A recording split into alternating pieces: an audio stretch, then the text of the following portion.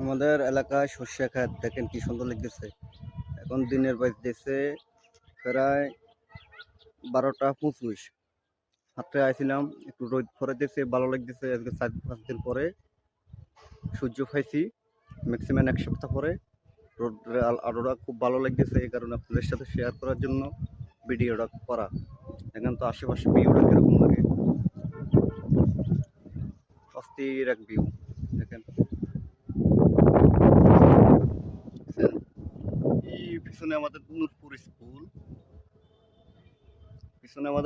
School, এটা আমাদের ঐতিহ্য। আপনার এই জায়গায় আমরা সবসময় আসি, সবসময় ঘোরাফেরা করি। কে কোন জায়গা থেকে ভিডিও দেখছেন অবশ্যই কমেন্টে জানাবেন।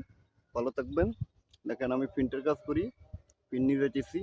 সর্ষে ক্ষেতটা ভালো লাগলো, এই কারণে ভিডিওটা করা আপনাদেরকে দেখানোর জন্য।